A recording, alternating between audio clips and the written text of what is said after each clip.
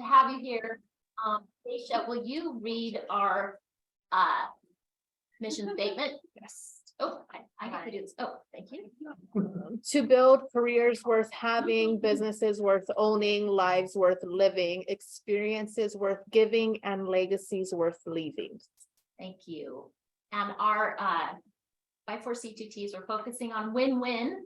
And so we have win-win as a part of our hashtags. And as a part of win-win, you guys working with us, Chasen has developed these awards that we're giving out each month. So Chasen, I'll let you present the customer service one. Okay. Oh, okay. I just wanted to start with. Okay. There you go. So this award came about because we want to celebrate everyone's wins. And with that win is 5-star reviews online or in person. So one, reviews are always great. And I always like to say, it doesn't have to be a closed sale for a 5-star review. First consultation, a great meeting with them, inspections, et cetera, et cetera. So Chris, what's the last name? Haig. So Chris was a pleasure to work with from start to finish, and in not such ideal selling times with a worldwide pandemic and a financial slowdown setting in. Chris stayed by our side through it all and did a miraculous job of selling our property. You can easily tell he has years of experience and knows this market through and through. He was an integral part of us finding a buyer and made every step easy for us and so helpful with us not being US citizens and had everything perfectly arranged. So for those who have worked with non-US citizens know how of a challenge that is. And for these people to recognize his service, this award goes to Chris Haig.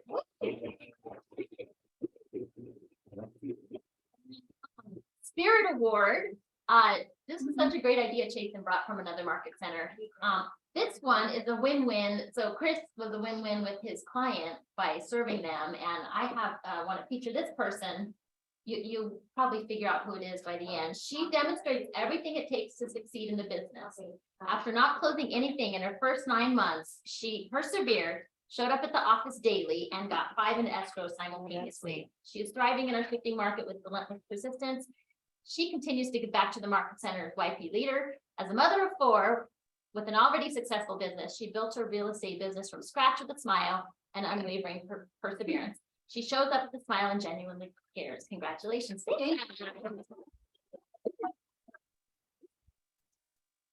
We are stoked. That's awesome. Okay. And then 6 personal perspectives this month. We are learning based. We're focusing on being learning based, and you guys, by being here, show that. We work really hard with our world-class training calendar to provide those opportunities, and it's awesome that you guys continue to show up. Thank you to our board of directors. They are working daily. I like to give you guys an opportunity on the board if you'd have anything to share this time. Sure. Yes, thank So, you. Again, being on the ALC Agent Leadership Council is our role to support the market center and the agents within our market center. So if you ever need support, need help or guidance, in addition to your brokers who you should speak to, feel free to reach out to any one of us. Liza, Joyce, Teresa, we'll all be happy to help. And Sam. And Sam. We're just so busy work. Yeah.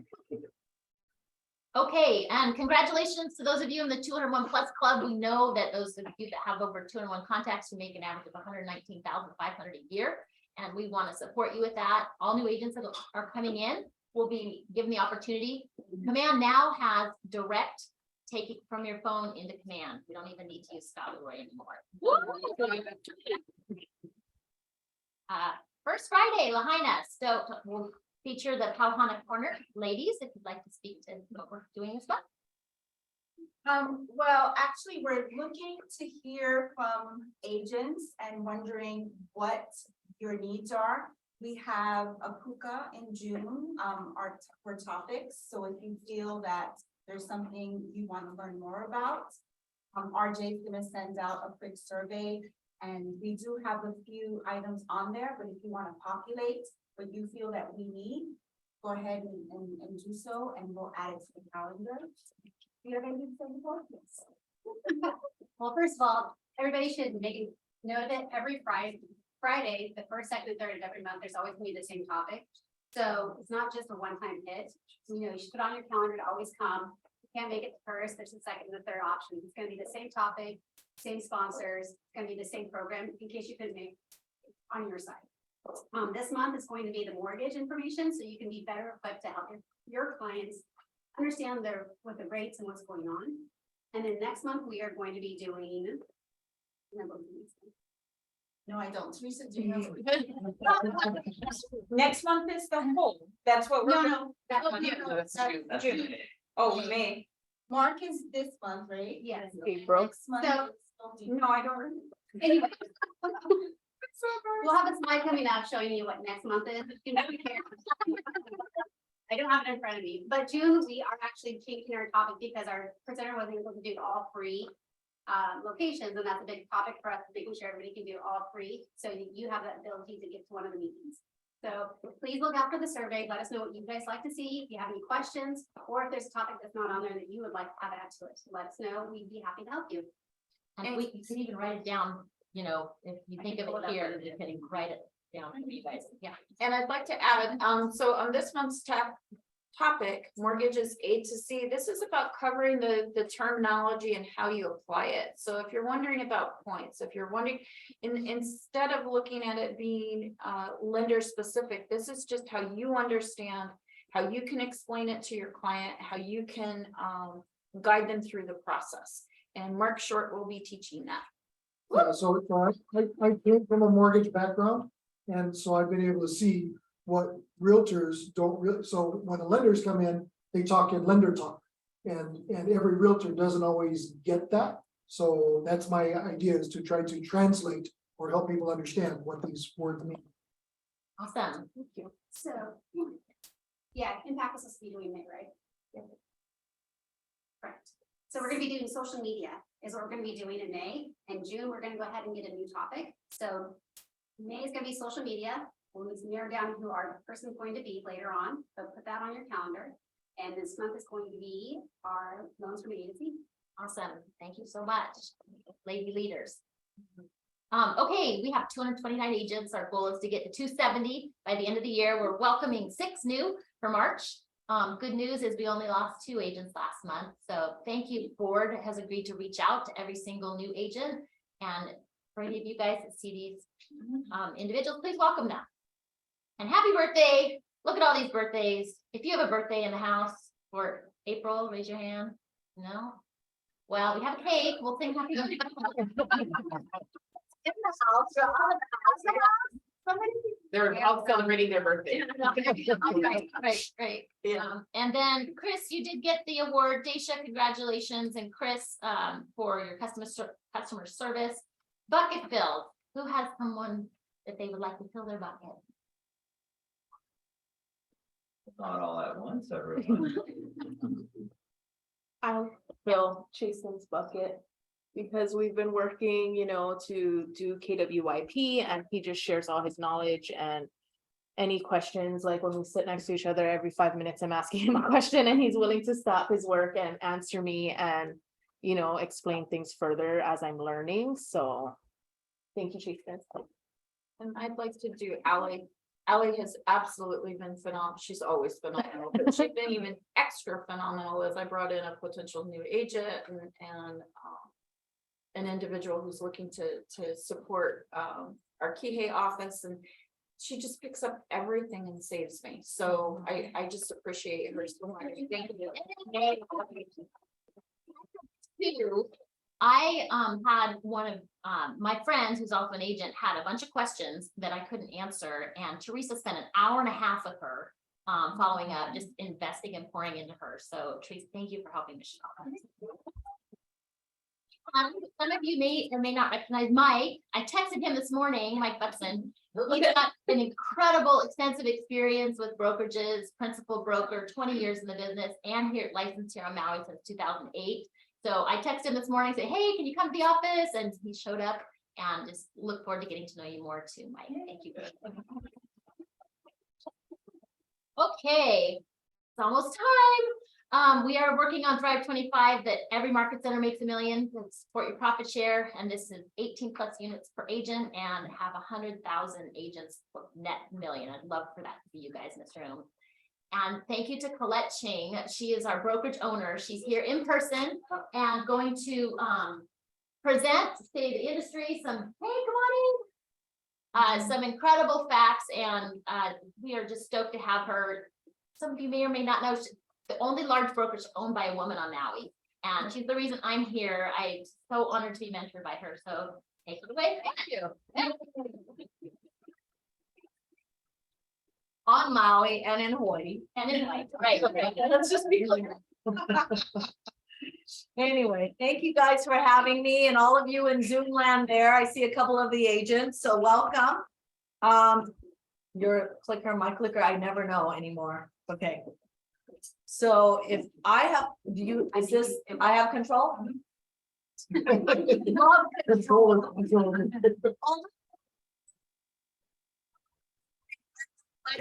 Control of things that I don't like doing, right? So I wanted to share this all with you. In 2007, what happened in 2007, 2008, in the last big shift in the industry? What happened? Yes, Joyce. October 29th, the stock market crashed.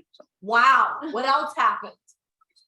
Then Mortgage meltdown, right? And if you were in mortgages at the time, that was a big financial crisis we had. So I remember I was in a meeting at Family Reunion, and at the time, the president of our company was Mark Willis. And Mark Willis and Gary Keller actually had this symbol up. And what it is in Chinese, it's a character of crisis, but it's really the crisis under the character is really the word danger.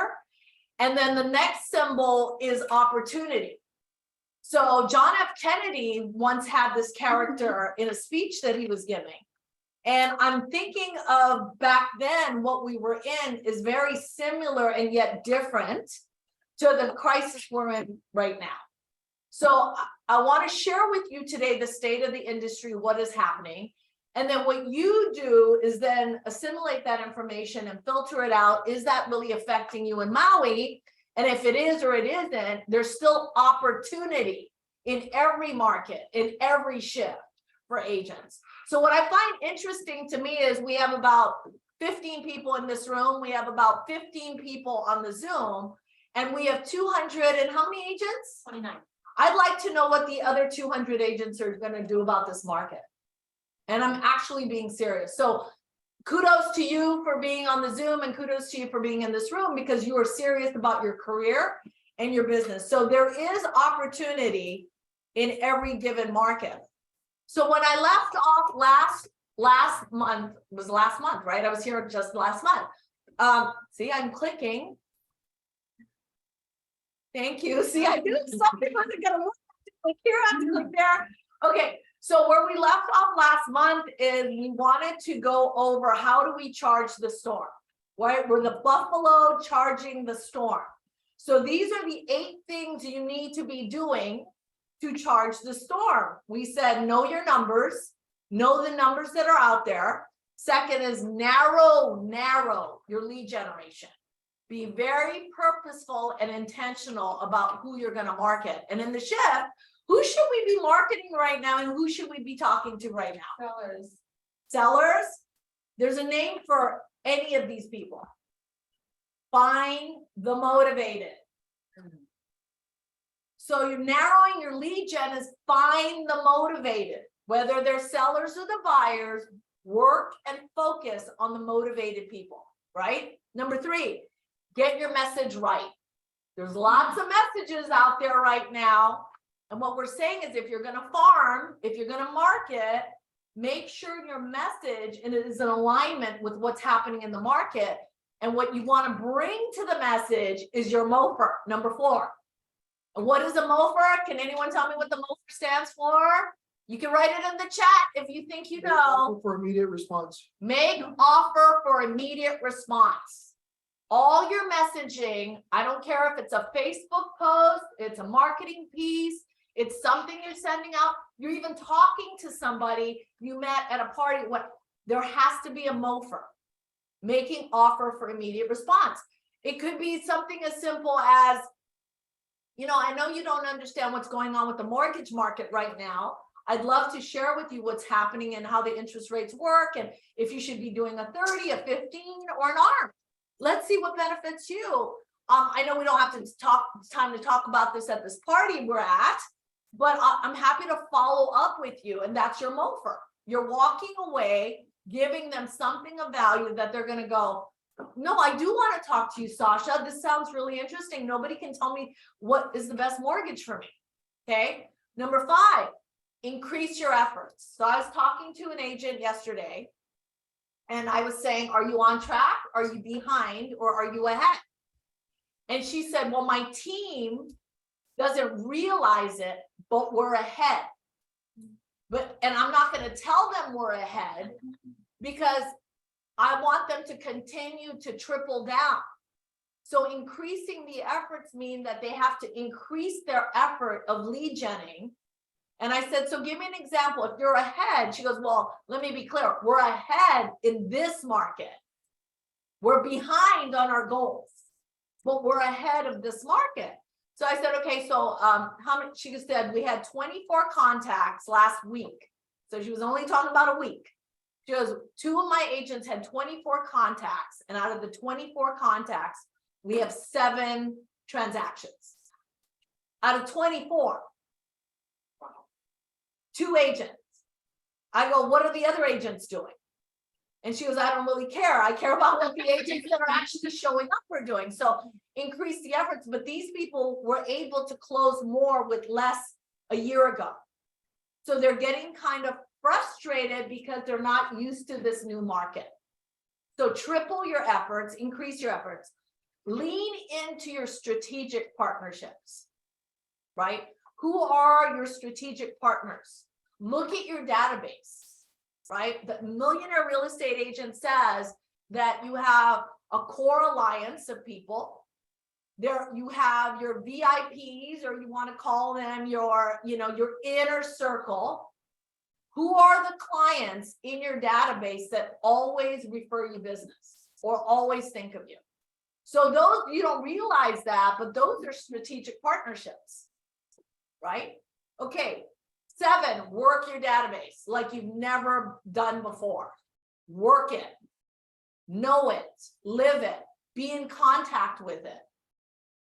Okay, and then number 8, as an agent, be indispensable.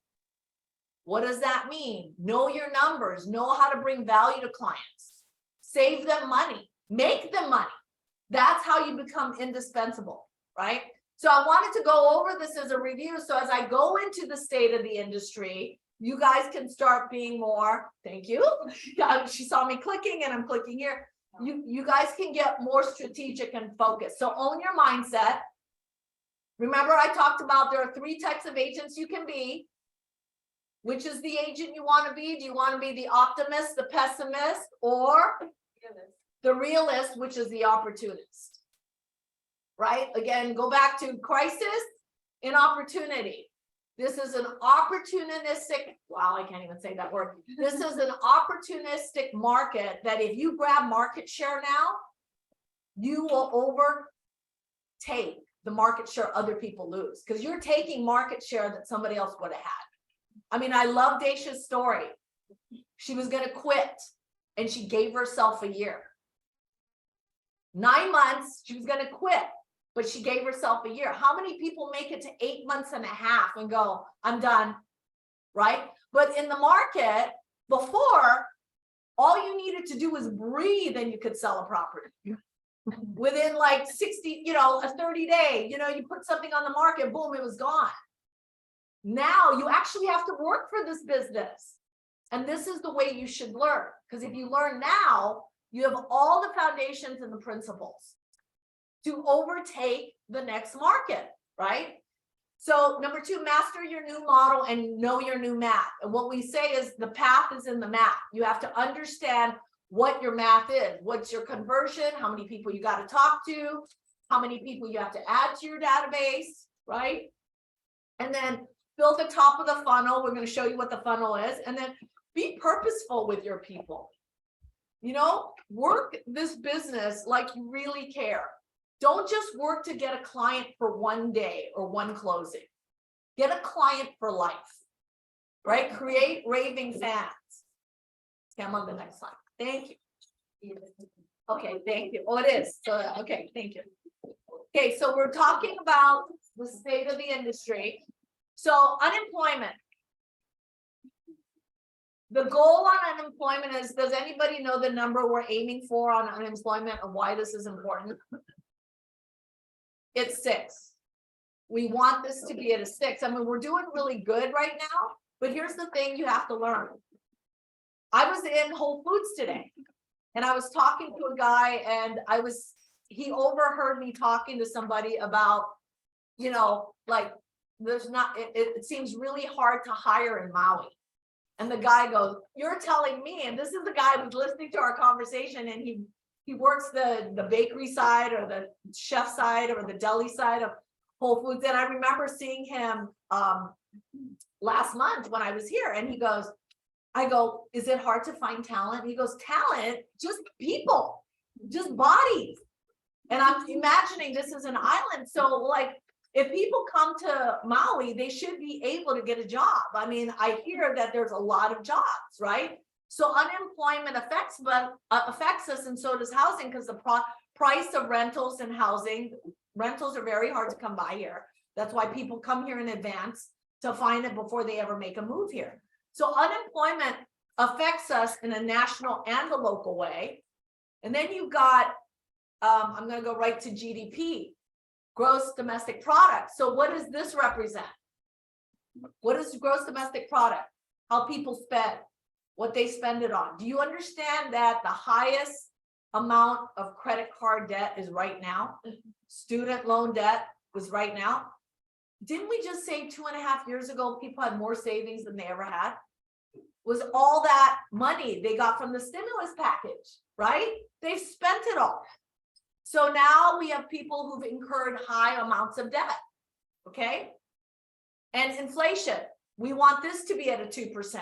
And the feds will continue to increase the rates if we don't get to 2%. So what did the feds just do recently? They increased the rates, right? But by how much? 25 basis points. Mark, you've been in mortgage. Is that really going to make an effect on our economy? Not much. Not much. They should have went one way and went all the way, because what they're doing is they're playing right now. We're not in a financial crisis. We're in a liquidity crisis. You guys understand what that means? People don't have a lot of liquid assets. So 30% of the mortgage companies will be out of business by the end of this year. 30%. And remember, we talked about being the economist of choice. Economist of choice means you understand what's happening in the economy at a very high level and how it affects you in a very local level. So let's talk about home sales. Okay, home sale. So we want this to be, so in home sales, this is monthly. If you look at on top, oh, it's being blocked. Hold on. Can you move that chat to the other side or the screen? Yeah. Okay. All right, great. So you've got 27.3 million in home sale, total sales, but in 2022, we ended up 2021 at 6 million, 6.1. In 2022, we ended at 5 million. Guess what the guess is where we're going to end up in 2023? This is national home sales across the country. 4 million. 4 million. So remember how last year we were 4 in every 5 transactions? We may be 3 out of every 4 transactions. Williams in general, or? Yes, we were Keller Williams in general. Last year was 4 in every 5. There's now less home sales. So we want to be 3 in every 4, right? Here's what's interesting. You see up there to the right of the corner, seasonal income cycle. So in the SHIP, it says, as there are less closings and less transactions and less people buying, there are gonna be less what? Real estate agents. So we expect to lose nationally 30% of the agents that are in business right now. I don't want you to be those 30. Right? So we have to look at where can we benefit the clients today? We want to represent that we're 2 out of every 4 deals that happen on Maui on both sides. That's what we want, right? So if you look at this, we know that home prices, we're not an average of 357,000. So as the economist of choice in this room, where are we, everybody? What is our average home price? Single family is 1.1. Good job. 1.1 condos, 835. 835. Okay. You guys all have it in front of you. So here's what you want. So you guys have it all in front of you. We prepared you. We gave it to you. So here's the thing. We know that 12% across the United States, we are still above the trend line. Okay, so we're in a seasonal shift, but this is a more realistic balanced market. So what you need to know in numbers wise, when a seller says to you, they can't afford to sell for less than X, you need to show them, well, they bought it 7 years ago. They're still ahead of the market. These are the numbers you have to know. I don't know what they are for you specifically in your market, but anyone who sold a listing recently, raise your hand. Okay, great. So Joyce, you sold a listing recently. So at the price that you closed on it? Yes, Okay. When did they buy? Just take one of your they bought in properties. January 2019 for $544. We sold it for $945 last week. Okay, so 544. 5,000 under asking. Double. So you can't listen to this. You have to know what your local market is doing. So that when you're going to your listing presentations or you're having those conversations with clients, you can say, yeah, I had a client buy a property, Mr. Seller, in 2019 at 544. I can disclose to you now because it's closed, but we made, whatever, 100%, 95%. You may not be in that situation because you bought in 2021.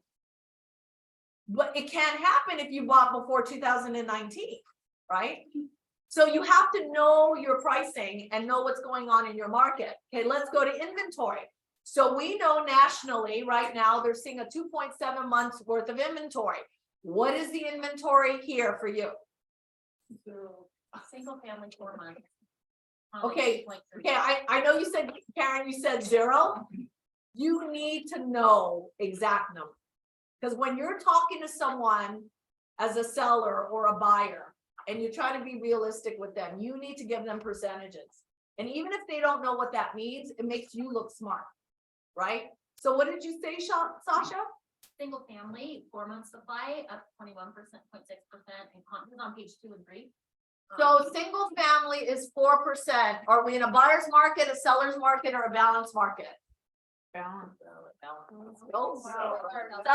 Sellers. We're still in a seller's market.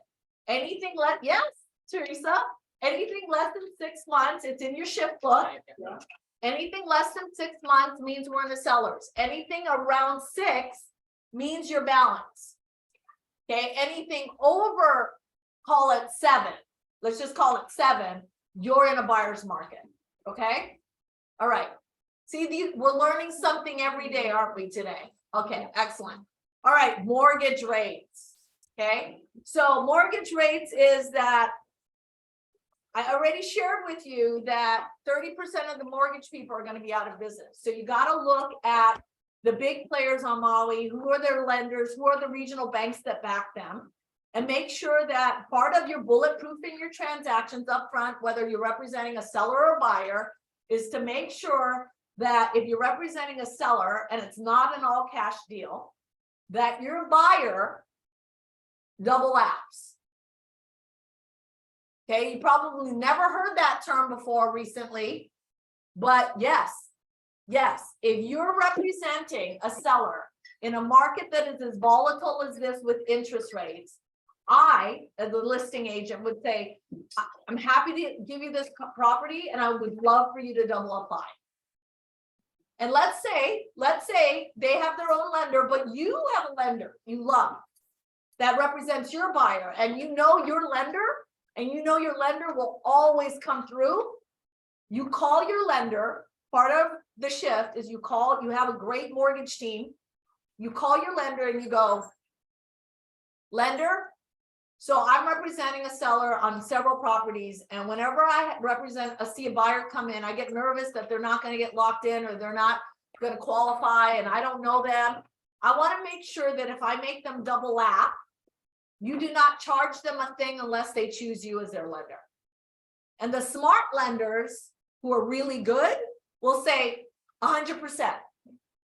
I mean, if you're gonna give me a deal and you're gonna let a buyer's agent double app with me and you don't even represent them, and I can beat that other mortgage person with a better rate or a better service or whatever, absolutely, I won't charge for the pre-approval up front. Right?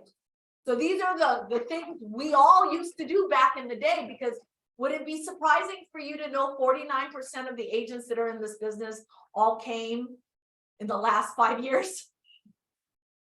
So they don't know all these tricks that we OGs used to do.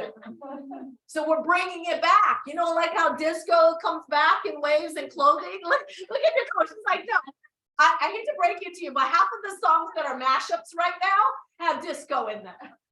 Some of those clothes you're seeing coming back with the bell bottoms and the wide legs, that was back in the Gen X days. Yeah, I'm proud of it. So now I'm bringing you back tricks and tips that you can use in this market because it applies. I need one trick. Yes. Currently I have a condo and then I have a house up in Olinda for we bought it for 1.9 cash 2 years ago. And they all come to me, the seller. I've been doing listing presentation, but they said, oh, I don't want to pay agent by listing it with your company. So what's the trick to talk them out of it? Oh, I love those conversations. Anybody have an answer to that? So it would be a Quick, can I script. ask? There's a Is great it- script. Is that, do they want to FISBO it? Well, the condo already listed on for sale by owner and Zillow. And then the house up in Olinda, I saw them a couple of days ago and he's been a friend or friend, yeah, but it's not listed. I know there was a statistics that 95% of for sale by owner. And let me reverse that.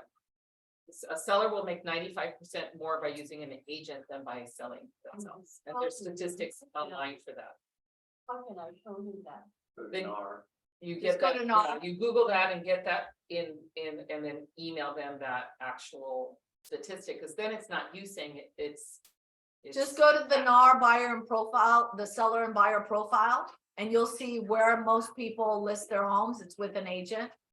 And on the bottom of the percentage, it's very little, but I would even go beyond that with a different script. Yep, go ahead, Jonathan.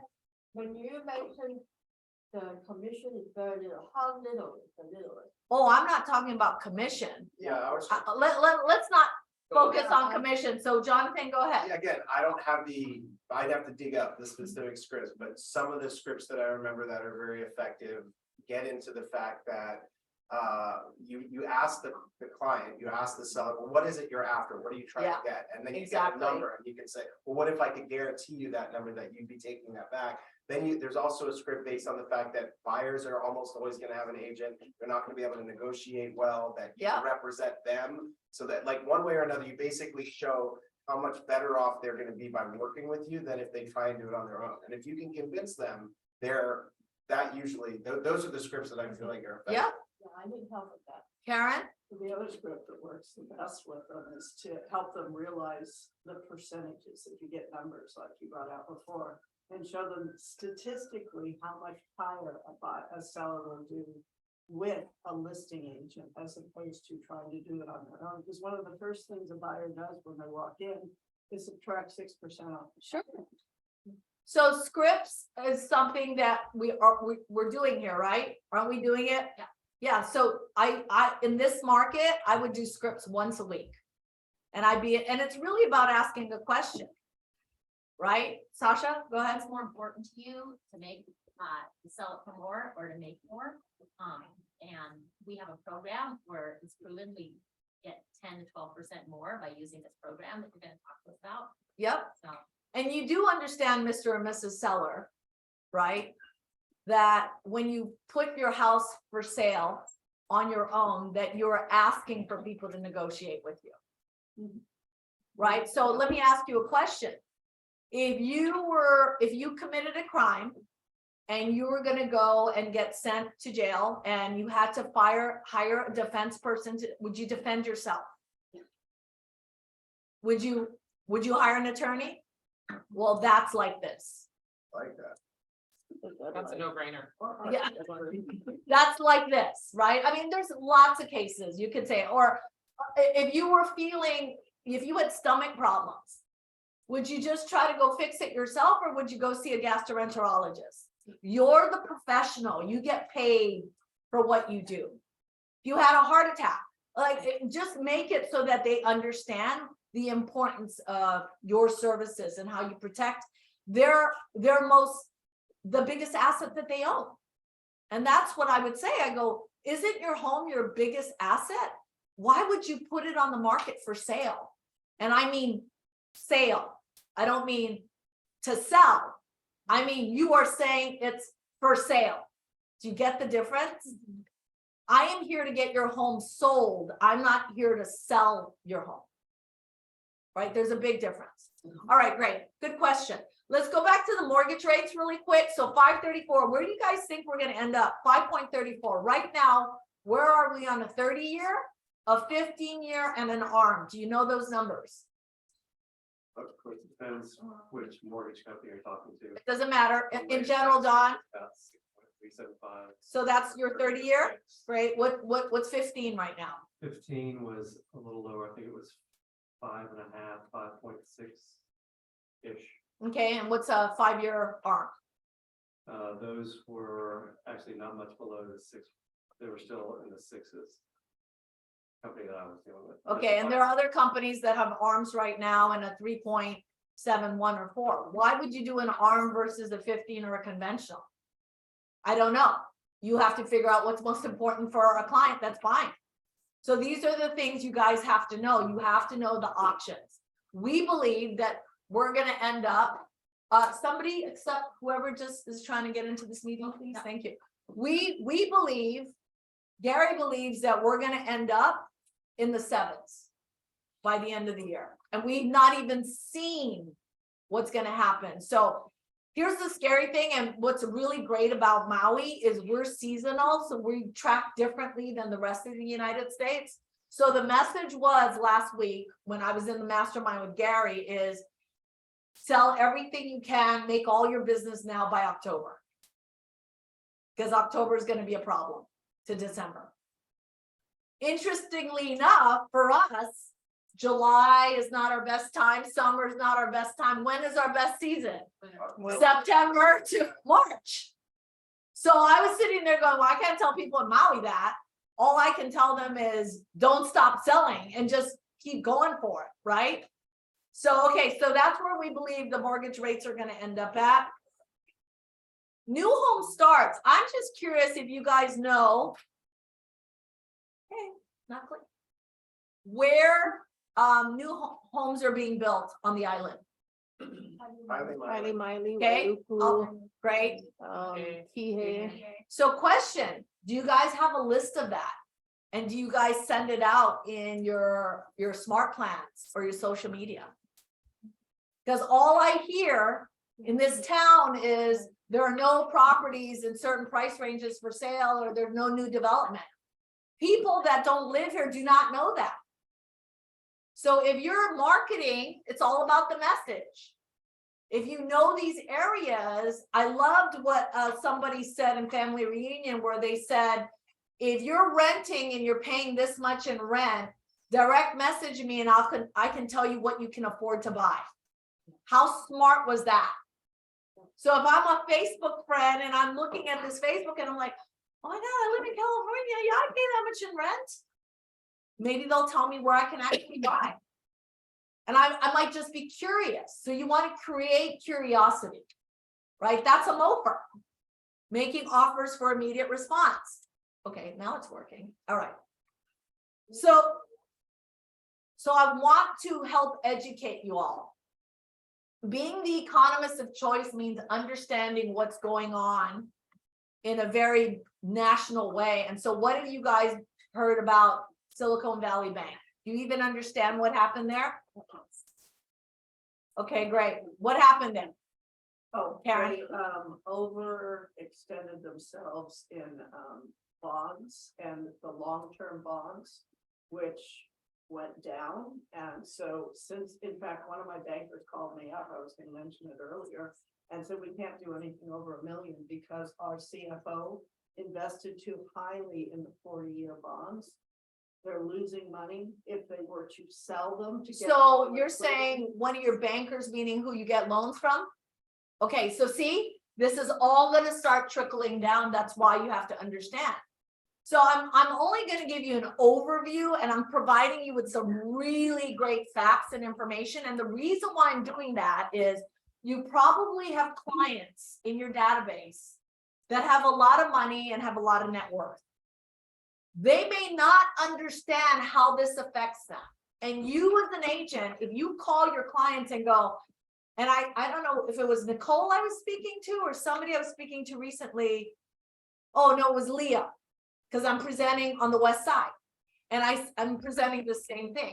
And I said, I'm going to give you guys value so that when you go to your clients in the next couple of months, your calls are going to be about, hey, friend, I know you're so busy working. Do you understand what's going on with the banking? And these are your high net worth clients you're going to be calling. Okay. And you're going to talk to them about their money. And is it being protected?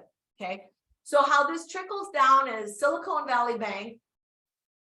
They were, like Karen said, they overextended themselves. Okay. And simply said, they were putting a lot of money in venture capitals. And do you know that when you put deposit in a bank, like any normal bank, let's say you go to a bank and you go, I'm going to put $50,000 in a CD for 6 months. What do you think happens with your $50,000? They spend it and make money on it. You know that, right? That they literally take your deposit, they put it in, there's a reason why you can't get it for 6 months, and then they loan on that money, right? So this is what is happening. And those that were not protected or FDIC insured had over 250. So payroll was being stopped. People were worried. I mean, they were out, trying to pull their money out. And so March was really crazy. I'm going to think of March now in my mind into 2023, and I'm going to call it Manic March. That's the way I'm going to remember March, because I'm going to show you a series of events that happen that you may be here on the island going, oh, that's not going to affect us. Oh yeah, it'll start to trickle down. So anyway, so there was a panic. People started pulling their money out. And then this is the timeline of everything that started happening. So I'm sharing this with you, and you're going to keep it. I'm not going to read everything to you, but you guys are going to be really smart about this. So that when you're talking with your high net worth clients and they're looking at selling their McMansion in California because they're about to be taxed on it, you know about the mansion tax, right? That they're going to come over here and they're going to buy a second home. You're going to understand what's happening there that's causing them to buy here. So these are a series of events that affected everybody.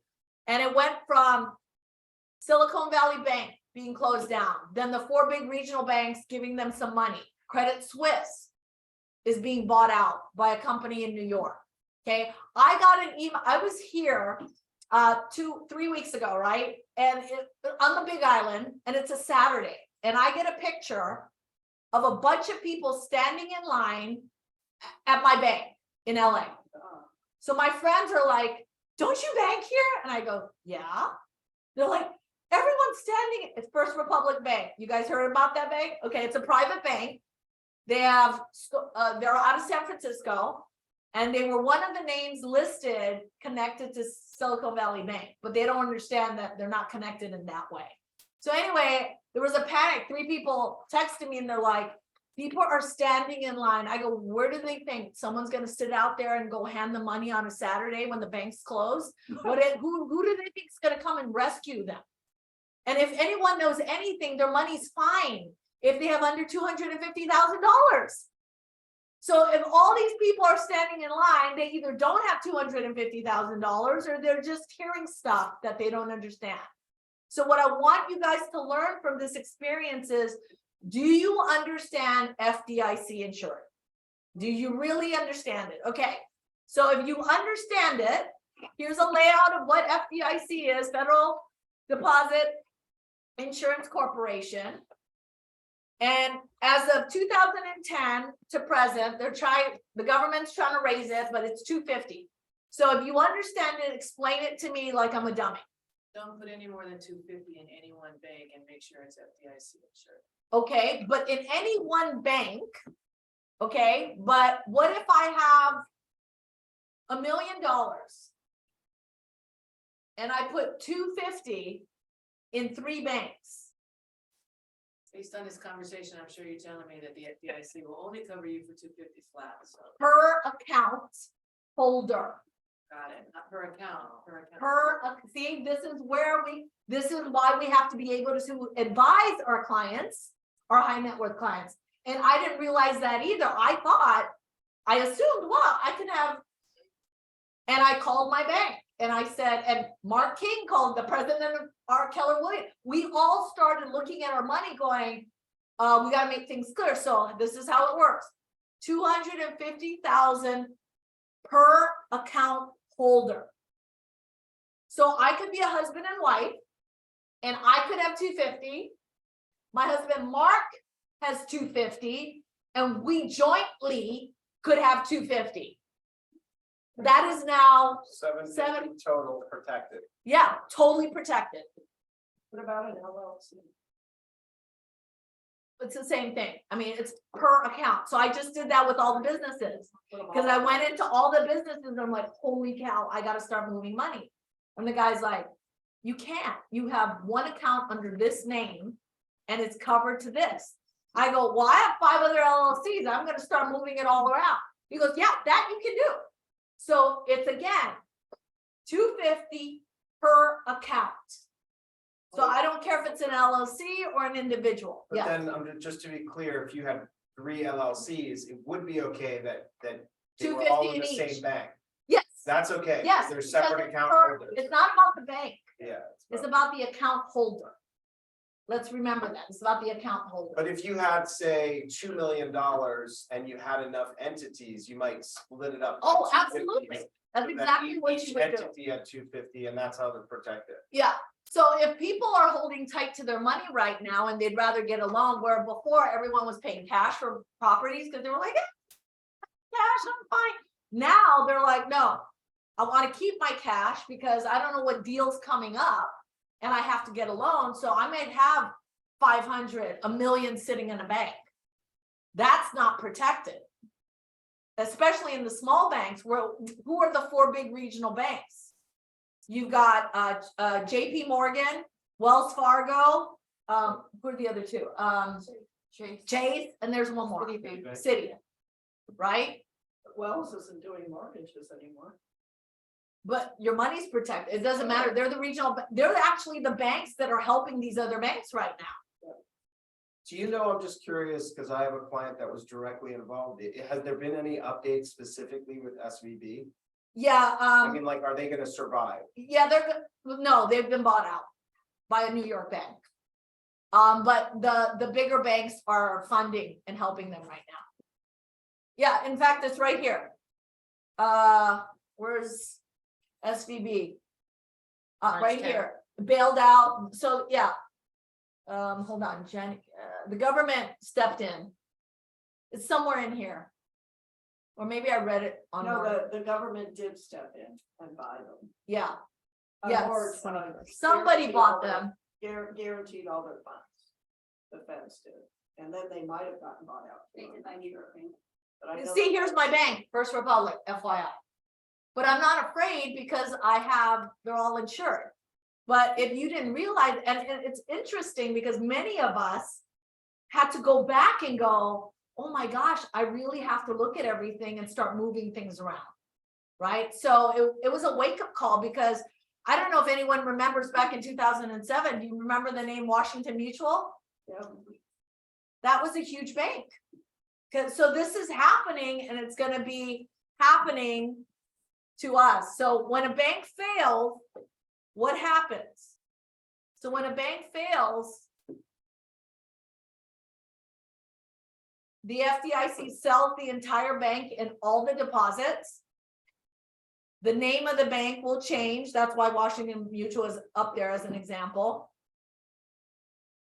If you have more than 250, you're uninsured, you lose that money. All of it? Past the 250, if you're not insured, right? So the 250 is the mark, right? And but people will buy the bank. It's like buying mortgages, right? People will buy the mortgages, but they'll start selling them. So right now you don't see it, but soon, I don't know if you guys are going to any auctions or anything like that. Bank, REOs and stuff, they're gonna start coming back because there was a lot of ghost properties that were not on the market. People were keeping it off the market.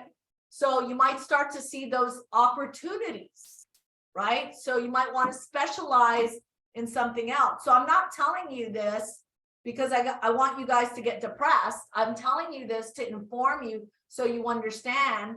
And when you're giving advice to people or you're having a conversation, you might mention, hey, I know, you've done well, you're retired, you bought your second luxury property here, and I just want to make sure you're okay. And I'm just checking in with you and, and have those conversations. And if you have the knowledge to share with them, you can go open an LLC and go put some money and stock it in an LLC in your bank and you're covered, right?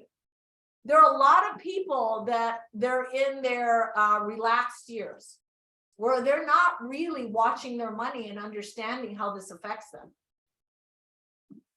We're starting to see a lot of bank people abandoning their properties, like back in kind of 08, not to the same degree on the mainland, where they qualified for the properties because of the money from the government. And now they can't afford the payments. So they're just starting to walk away. It's mainly the Midwest. It's starting to, that's just the way they'll start coming this way. Yep. More and more and more. But it's starting, I just did a deal last week for a condo on the west side. See? That's what they can, for a bank that wants them, that's going to come around and do a foreclosure, so on. So Nicole, that's a market. That's the opportunity. In the last market, they were called REOs and short sales. Very long escrows, but short sales, right? So figure out what you want to specialize in this market. Don't stop keeping on the regular market you're in, because those are always going to be your clients, but there's a new market coming in. And if people are being affected on the mainland, you might go in your farm and contact all the absentee owners that are in your building, in a project that you run, in a farm that you're farming, and just contact them and connect with them, right? Okay. So what lies ahead? So more changes to come, honestly. And you got to really watch your market and really put your ear to the ground like Nicole's doing, like really look at properties that are owned by somebody outside of Maui and reach out to them. Send a mailer with a MOFR that says the market's volatile, whether you're living in the mainland or Maui. If you're interested in selling and looking to protect your equity position, call me or whatever. And when you start saying protect my equity, well, why do I have to be concerned? Well, if you're 80 years old and you're like, I don't need any more money, but I want to have what I want to have, and I don't plan to leave my condo to my kids, then sell, Or if you're 50 years old and you're on the mainland and at some point you thought you were coming to Maui, but now you're like second guessing, just have your realtor do an evaluation to see if it's worth it, or maybe you take your money now and you go to Florida instead. Where will your money be worth more for you in your later years? So if you can create that value and those conversations with clients now, they're all worried about something. You're their real estate professional, and so if they have real estate here, tie that to the economy and how it can either be an advantage or, so I'll give you an example. I had, the market was turning, but right before it turned, when you've been in the market a long time, you know when it's gonna turn, like you feel it in the air. You're probably a year ahead of everybody else if you've already been in a cycle. And I remember this one client was referred to me, and he had this condo on 15th Street in Santa Monica, great location. And it was a townhouse, and he had, and this was, the market was hot, it was 2005, right before 2006 and 7. And he was interviewing like 5 agents, and I said, I came in and I just said, oh, thank you, I was referred to you by so-and-so. And I guess, I know that you're interviewing other agents, but I guess for me, I want to know what's the most important thing you're going to do with this money once you move. I didn't ask, what do you want to sell it for? I didn't care about, I figured they all said that. So I said, what is the most important thing you want to do with this money when you move? And they said, well, and I looked at the unit, there was no furniture. Like, I'm like, you guys live here? No, seriously, there was hardly any furniture. Like the floor, the bedroom had like a little mat. And I'm like, do you guys live here full time? And they're like, yeah. And I was like, oh, okay. And I'm like, where do you want to go? They go, we've lived here for 10 years. And I'm like, okay. And I go, well, where do you want to go? And they said, well, we bought a piece of land in the Big Island. Okay, here's the important thing you got to hear. And I go, oh, and they go, we want to take the money. And they go, you know what? No one's asked us that question. All they told us is what we could sell it for, how much money we'll make. And I go, okay, so where are you going to go? And they go, we're going to go to Big Island. We bought a piece of land and we're going to build a yoga retreat. And I said, oh, that's awesome. How long has that been on your dream board? And they're like, for 3 years. And I go, what's causing you to do this now? And they go, we just sold our business. And if you looked at them, you would not think they owned a business. Like, they were like very hippie, really cool. And I learned from growing up in Hawaii never to judge anybody, because you can walk into Long's Drugs and they can look like a wreck and they own a house up in Kahala. You know what I mean? So I was like, oh, wow. So what kind of business? They go, Yoga Works. Yoga Works is a huge studio in California, right, Nicole? And I'm like, you sold Yoga Works?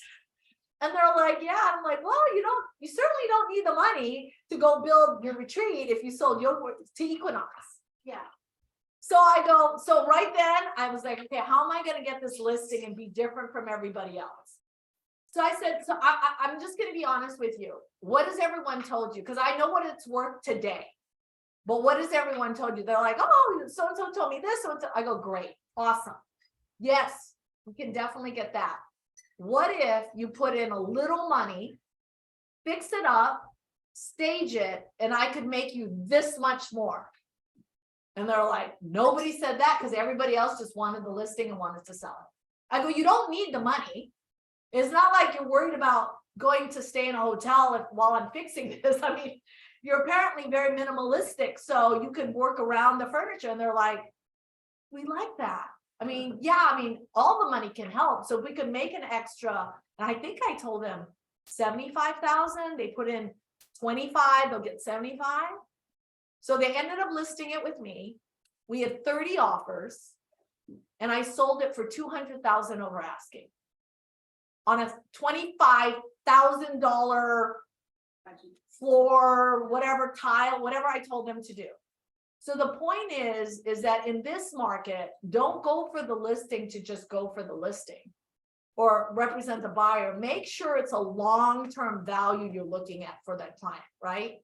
Make sure that whatever lies ahead, that you're making the best decision for that client to take care of them in the future. And that's how you're going to have long-term clients.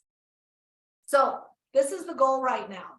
So the goal right now is to be very purposeful in your lead gen. We talked about that, okay? Know what you stand for.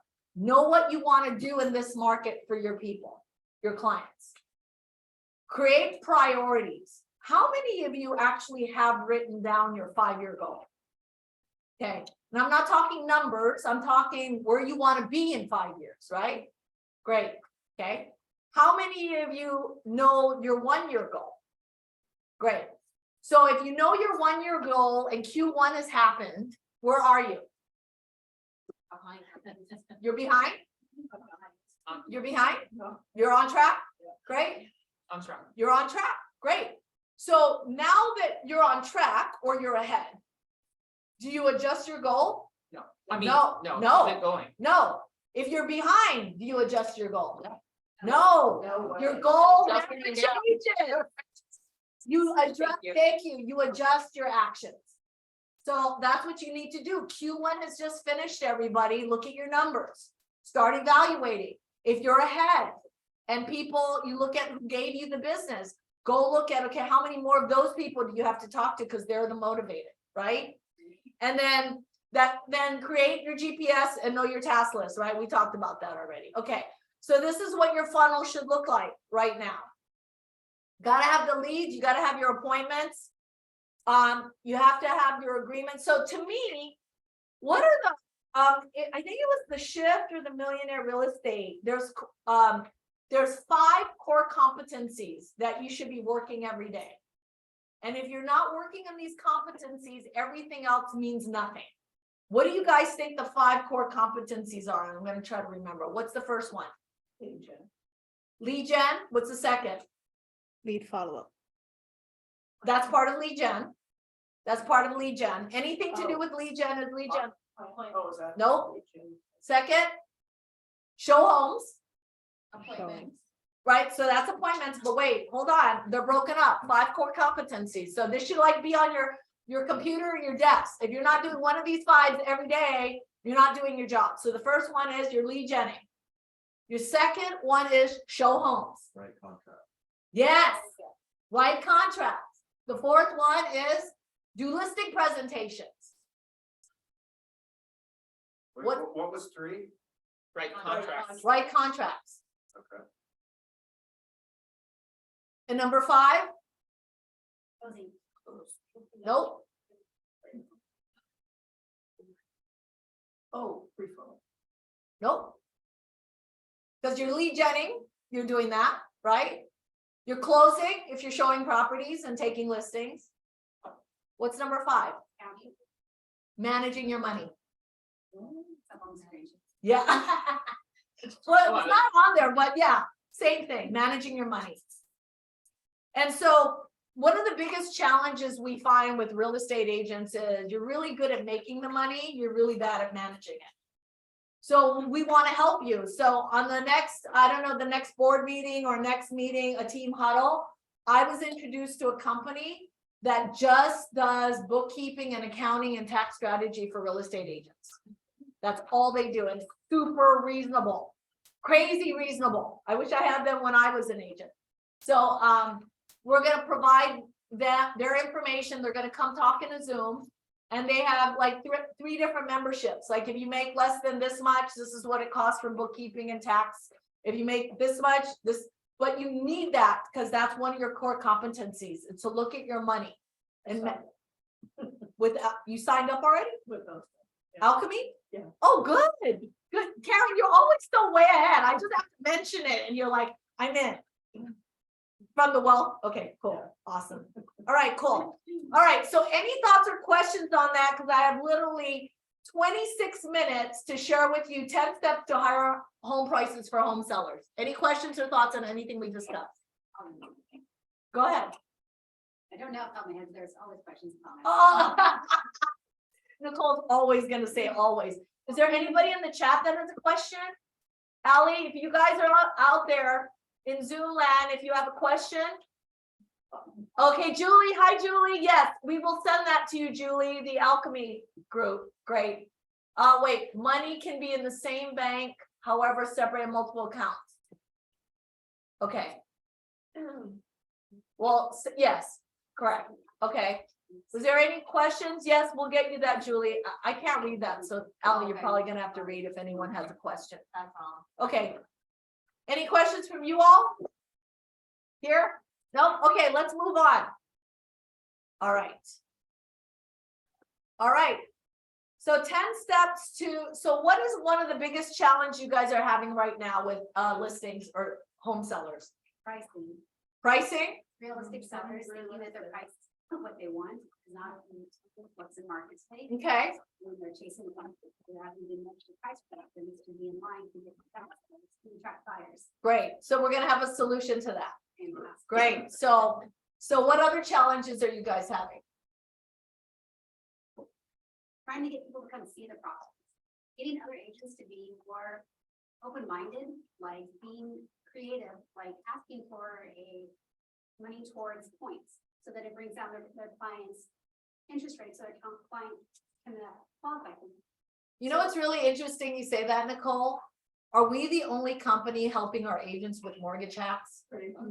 Like, Yeah. that other companies, the traditional brokerages out there are not helping their agents understand how to navigate the shift is shocking to me. But what that shows me, Nicole, is if you're dealing with an agent on the other side that doesn't know or understand that, you call them on the side, you don't embarrass them in front of their client, and you go, Karen, can I help you out? You know, there's an opportunity for you to get this property and be creative and save your clients money. Would you like to know how to do that and make yourself look really good in front of your client?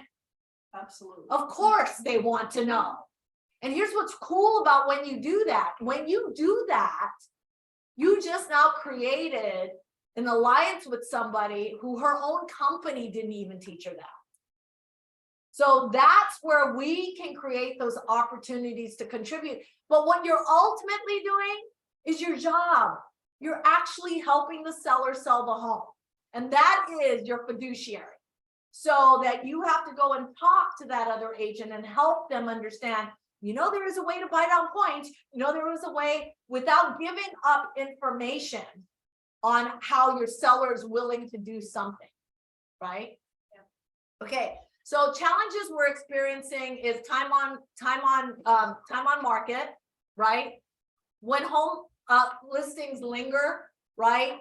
And it's unsold, buyers of course presume that there's something wrong. We're not educating them right, and we're not educating our sellers right. So that's what we're gonna learn is how to educate our seller and the buyers that are out there, right? Next one is the buyer delays. We're experiencing buyer delaying making offer. Nicole, that's what you're saying. They're hesitating, they're not sure. They're just going after a price. They're not thinking terms, they're not thinking value.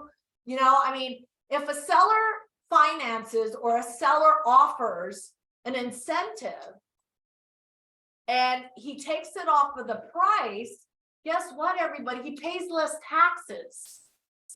So we've got to teach our sellers there are ways for us to benefit you. You're going to pocket more money, but we're going to navigate the sale in a different way. So it looks like you sold at a loss, but you really didn't. We're going to start seeing a lot more seller finance. Yes, yes.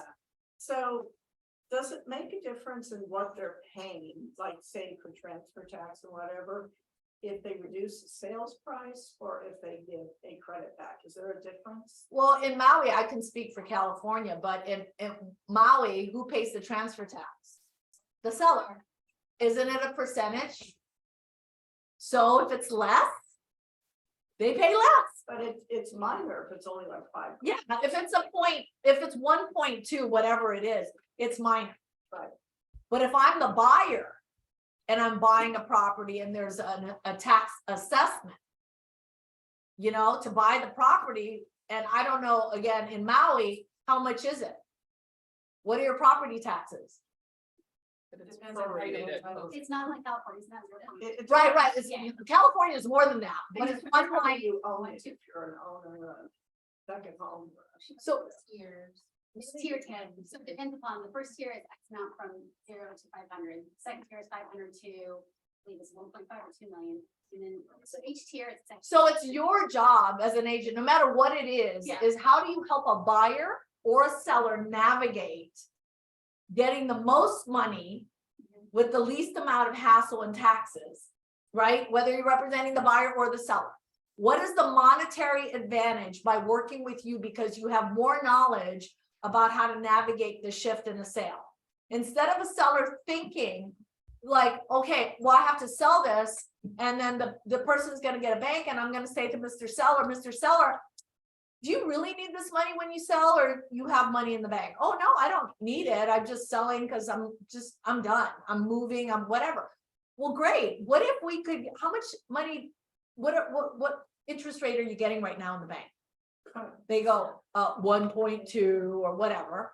And they go, well, or were you gonna invest this money in the stock market? What were you gonna do with the money? No, I was just gonna make it a safety net for me. And what if I could get you 3% on your money, 4%, even 4%? What if I could get you 4% on your money to seller finance 100,000 or 200,000 so that the buyer could actually qualify for a lesser loan, right? Because at some certain point, the interest rates go up. So if you can become creative like that, you look like the economy of choice. And that's what we're going to learn in this market. How do we become the economist of choice and provide solutions for the seller or the buyer? Yes, Joyce.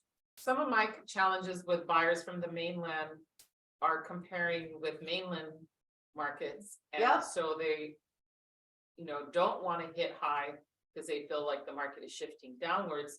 But in our condo short-term rental market, it's going solid. And so as much as I share that, they still are on the fence because they feel that it's gonna get better for them as a buyer now. Don't statistics, it keeps going up. I have, but it's just one of the biggest challenges. But take away in those cases, because at some point, I'm not going to waste my time working with a mainland client that doesn't understand the market. And I would be, Joyce, I really love to have you as a client. I really would. But it sounds to me that you don't understand this market. And if you're waiting for it to go down, you're going to be waiting a long time. And I don't want you to lose the money that you have.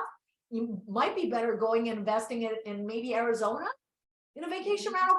Like that's exactly what I would do. I would do the takeaway, but no, I really want to be in Maui. Well, if you really want to be in Maui, this is the reality. Because what they're trying to do is go, maybe you're going to tell them something different. I live here. I've been here 20 years. The vacation rental market is not going down. If anything, it's going up. It is. Hotels are an increase of 30% more. So a vacation rental to somebody is a discount. They'd rather stay in a vacation rental than a hotel. So you're going to be 100% booked. I can't guarantee it.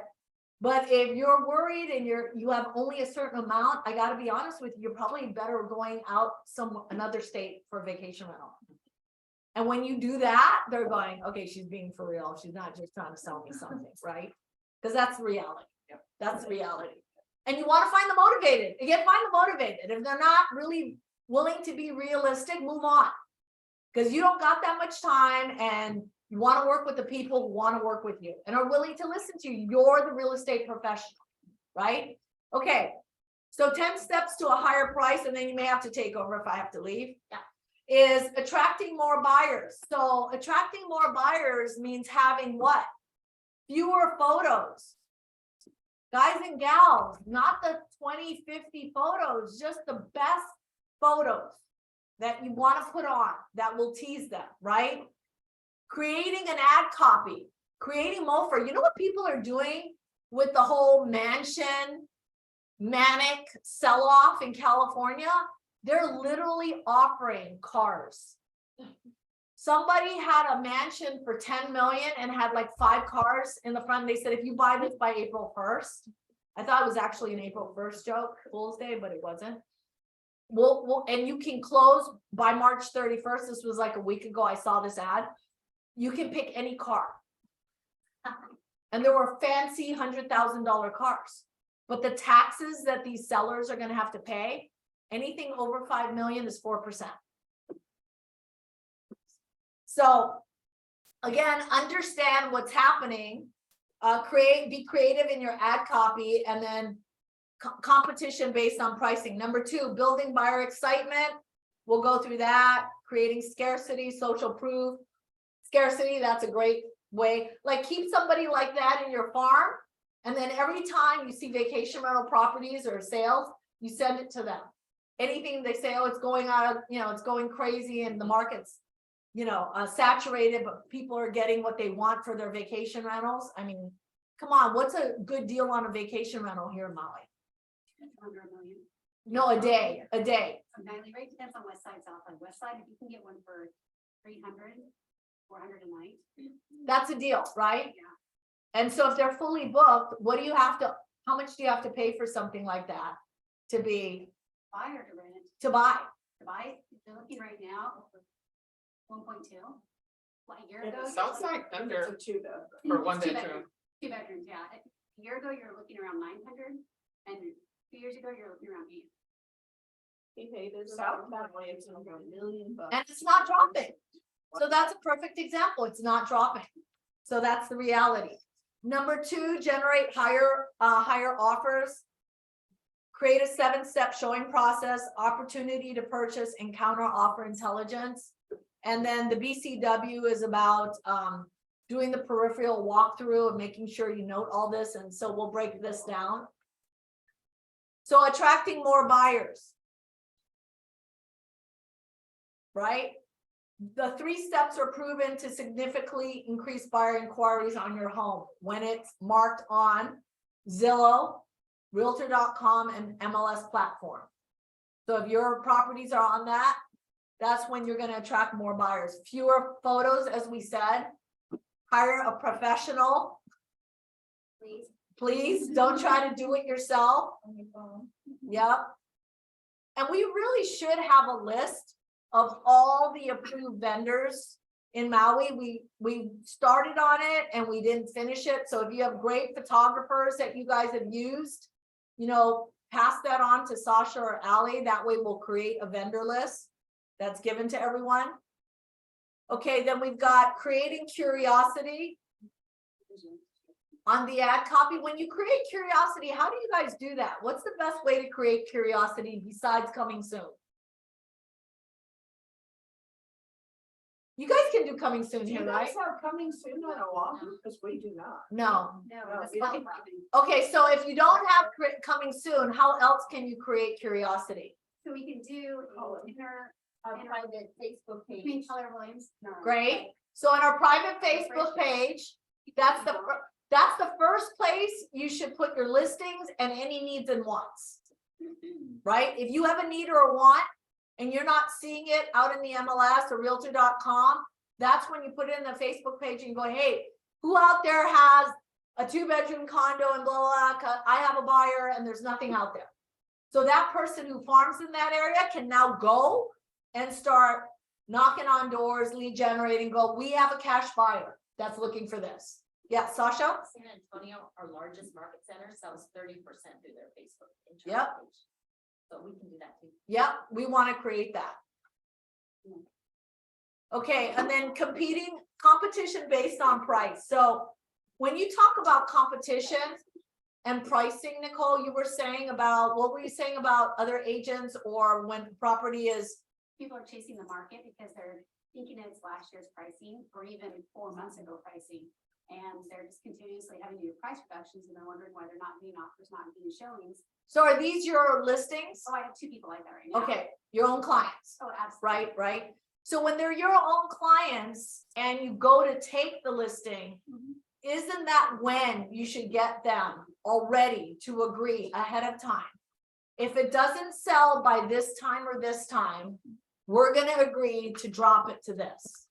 Okay, and back in 2007, the language in the script was, you have 30 days to market your property at this price.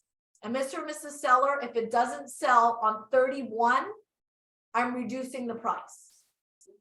And you're signing the price reduction now, right? Or, Mr. and Mrs. Seller, you have one of 3 choices. we can price it right, and you can sell it in 30 days and make whatever the percentage is more. So those are your two choices. Which would you like it to be?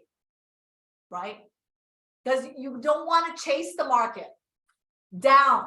And I would do that. I would be like, you don't want to chase the market down, and you don't want to be a stale product on the shelf. This house deserves more than that. And you have to explain to them what chasing the market down is, Yeah. because most people don't understand. And the terminology you use right now is I want to maximize your equity position and preserve the money that you have. Yeah, protect it. Yeah, absolutely. Same wording you use when you tell them you're going to cross qualify all of our clients. Any officers, and then we need to cross qualify them before we accept them. Yeah, absolutely. Absolutely. Okay, building buyer excitement. How do you do that? So how do you build buyer excitement? Show them that beach. Yes, you do. We're up there. So before the public unveiling, do you guys have an event? Is there something you do? It's listed. How do you create curiosity? What is your event before you have an open house? Or is it at the open house? There has to be a preliminary event that you create excitement about the event and the experience, and that's the open house. What does that look like?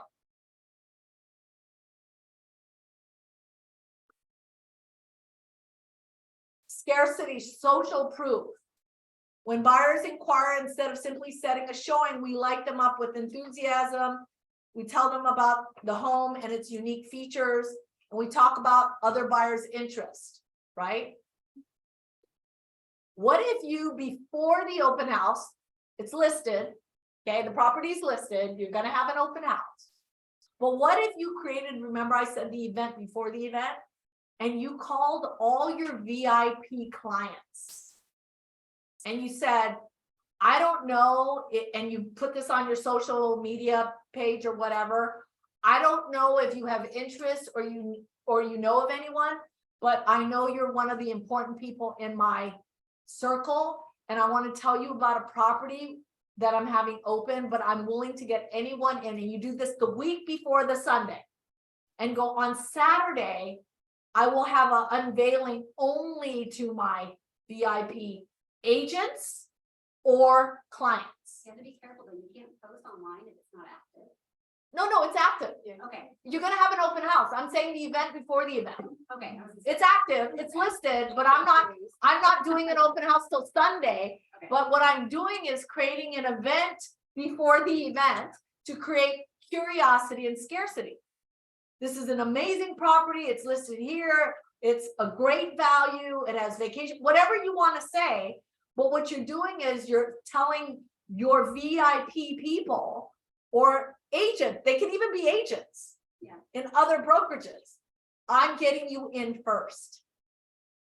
It's listed. So how do you create curiosity? How do you create excitement, right?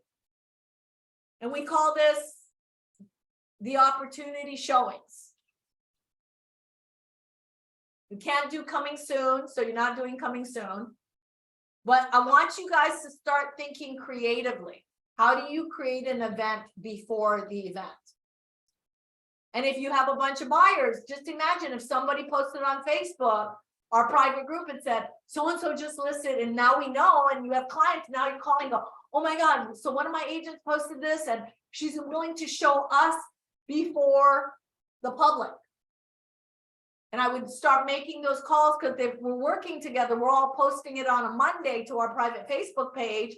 And we're saying, guys, I'm gonna have the open house on Sunday, but I'm giving you guys a heads up in the office in case you have anyone before Sunday, because this is such a good property. And I'm willing to do a showing on all Friday or whatever the date is, right? So here's the 7 steps to a showing process, which you're gonna take over. Okay, I'd love to. And what I think we should do, have a little 5-minute break to enjoy the incredible food, and then I'll let. Wait, well, everybody, I'm leaving. Yeah. So thank you very much. I'll see you guys. I'm coming back on Central to do a reignite class. You're all invited. Please come. So reignite, I don't care if you're selling and you're doing well, I think we can all reignite our learning. So I'm doing that, and then I'm gonna be on the west side on Friday doing the same session. So just wanna let you know, thank you guys, have a great day. That's me. Any questions you guys have? Me right now? No? Okay, you're gonna continue on and take a break. See? Yes. Right on. Okay, 5-minute break, enjoy the food, then we'll hear from First Hawaii in a couple of minutes. Sorry, I understand. No, we're not doing break. Well,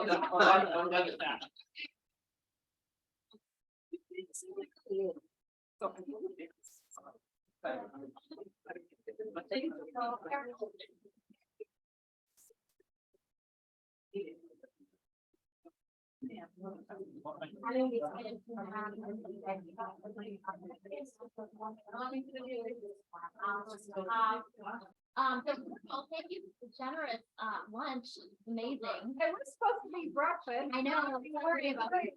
No, that's great. We want to hear from you. Yeah. Well, I'm Pearl with First Hawaii title. Thank you for being so patient, waiting for your breakfast or lunch, whatever it is.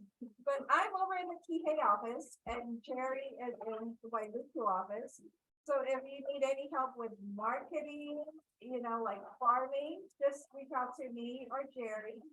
And we'd be happy to assist you with, with marketing. And also, I heard someone say something about the taxes. So, when you're trying to price a home or you're worried about taxes, I've had several transactions where it was it was supposed to be $3 million, but they did it $2,999 just so that they wouldn't avoid getting into the higher tax bracket. So keep that in mind. Okay, nice seeing all of you and enjoy your breakfast and happy birthday, whoever. Nobody's here. Thank you.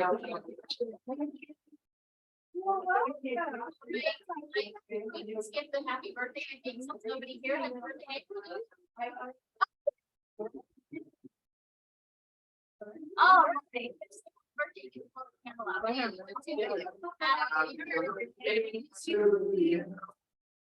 Happy birthday to you. Happy birthday to you.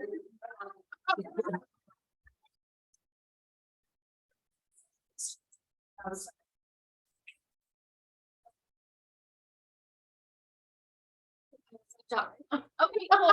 I just wanted, I know you guys are here longer than expected. I wanted to go over just a couple announcements. Jonathan has some activities he wants to share. Yes. Come up here. Are we still on Zoom? Yes. Okay. Well, we have some fun, exciting cultural events coming up. First of all, if it's not on your book, the most important thing is please consider coming out on May 11th is Red Day. Keller Williams Red Day. All around the country and the world, that day is dedicated to service and helping our local communities. We're going to be doing an event with Maui Food Bank. Liza, I don't know if you want to say anything specific, but because you've been instrumental in our kind of relationship with them, and come up for a minute and share with that. Yeah, just but anyway, the bottom line is we would love your support. There's going to be availability for lots of agents to volunteer. It's usually just a few hours, and I'll let Liza talk about the Aloha everyone. So if you know me, I'm very passionate about the Maui Food Bank. And so for the last 3 years, we've been dedicating our time and Red Day at the Maui Food Bank. And so this year it's no different. It'll be at the warehouse on Hukili'i. So those of you that have helped out in the past, you know where that warehouse is. It's from 9 to 11 and there is limited space, only about 30 can go to that warehouse, and we will be packing 1,100 food bags. So it's a lot of work, so a lot of lima, many hands helping, so we need everyone. And we're trying to figure out, and maybe we could brainstorm if you guys have any ideas. I've also have done in the past a toiletry drive for unsheltered women, menstrual equity, and for the low income families. And inflation is real right now, and they're finding it very challenging just to buy the necessities of life. So toiletries, all that stuff. Toothbrushes you get from the dentist. Yeah, Eliza. exactly. Just any toothbrushes you get free, the samples of toothpaste you get free when you go to the hotel, the little shop, anything you have, please. Drop it off at my Kihei office. I have them on food bank barrel and I have them come and pick it up when it's full. Or if you want to order something on Amazon and have it shipped to my Kihei office, that would be great. So what I would love to happen is not only do we have 30 volunteers on Red Day at the warehouse, making those 1,100 bags, but I would love a team here assembling toiletry bags, like maybe 2-gallon Ziploc bags of just the necessities that these families can use, and a lot of unsheltered women.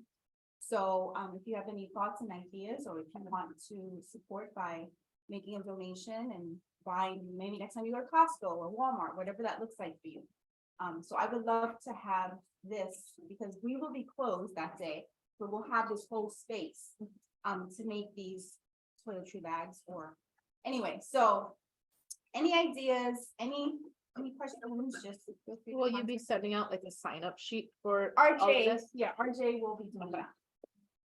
Because there is limited space. So that's it. Let's show our support for Red Day, May 11th, on a Thursday. Thank you. Also, other exciting things coming up. April 22nd is the big fun beach day. We've been having the KW Canoe Club, and there's going to be like a regatta race. And so you can come and support the KW Canoe that's going to be doing the race, and it's going to be fun. We're going to have a lot of things going on. So that's on April 22nd coming up, and then on May 6th. If you want to get a little exercise, there's the big charity walk, and I'm leading a team of walkers. It's like a 3-mile walk. It's walking, so it's just fun. And RAM puts together a large team that they invite as many of the brokerages and just real estate industry personnel. So we're kind of like a mini team within that team. And if you don't want to walk or you can't walk, you can easily support it by just donating. You can donate a few dollars, whatever you want, towards somebody that's walking. So I encourage you to get involved with those things. And for the next quarter, we're still working on a social event that we can do as a brokerage. And I'm trying to do a team bowling night. So that's in the works. Thanks, guys. Awesome. And you guys, Jonathan's actually performing tonight. I just got my ticket. It's free with donations. Monday, April 3rd, Space Oddity. He wrote it. So if anybody else is going, it's super easy to get your tickets. It's on the Facebook page. Okay, let's scream through. Yeah, let's scream through here. Klutz class, please sign up. And then next slide, just keep it going. And Wednesday, the same day, these guys will be here. Next slide. And we have our first Friday, so come to Lahaina. It's going to be great because the West Side is having their meeting right before. This is after the meeting.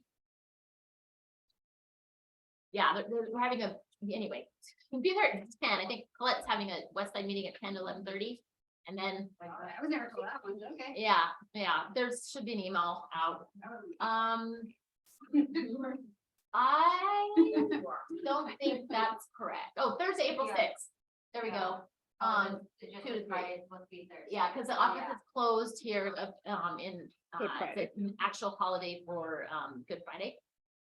And then keep it going. Michelle has a contract class coming up at 12. And then Todd has started career night, which is awesome. If you guys have people that you want to introduce to real estate, send to his class, and he's just going to be providing the opportunity to get a glimpse. And there we go. Keep going. Boom. Canoe Club, Red Day. I think that's safety. You guys, some of you have heard Dean's story. Make sure that the cars and the keys are put away. Does anybody want to share the story? Karen? Basically, he was showing up in Pineapple Hill, not Pineapple, I'm sorry, Poplar Ridge. An agent?